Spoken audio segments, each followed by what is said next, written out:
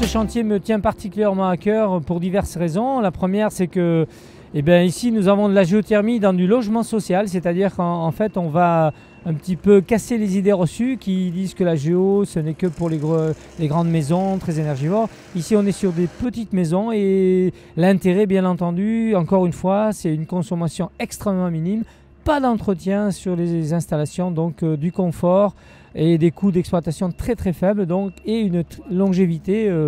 On pense que ce type de matériel va durer plus de 25 ans. Donc c'est à la fois intéressant bien entendu pour le bailleur et pour les locataires. Ce sera probablement aussi une manière pour le bailleur de fidéliser des locataires. Quand on est avec des consommations de l'ordre de 150 à 200 euros par an pour chauffer et toute l'eau chaude sanitaire pour une famille, je pense que c'est très intéressant. Suite donc au passage à la réglementation thermique 2012, les nouvelles technologies ont un peu le vent en poupe.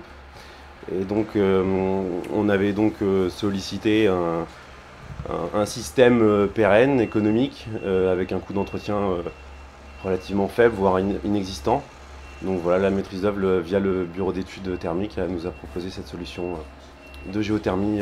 L'avantage de cette solution, donc, elle est surtout pour notre client final, donc à savoir la facture énergétique réduite et puis donc un coût de maintenance inexistant. Alors l'intérêt est bien évidemment écologique, par conviction personnelle, et puis vu par la tendance que prend la tournure aujourd'hui des énergies pour le futur. Aujourd'hui, c'est oui, le top géothermie, oui, pour moi c'est le mieux. Enfin, adapté, il faut aussi savoir s'adapter à chacune des situations. C'est un ensemble de choses, c'est le terrain, la taille de l'habitation, le budget, ce qu'on veut consacrer à la construction et au fonctionnement, ce qu'on ne veut pas consacrer à l'entretien ensuite, puisque dans la géothermie il y en a très peu, voire pas du tout, sur des bonnes machines. Donc voilà, c'est une analyse de tous ces paramètres. On a tenu absolument à faire ce projet parce que c'était un des premiers projets où on voit des petites habitations qui coûtent pas cher et qui sont équipées de géothermie.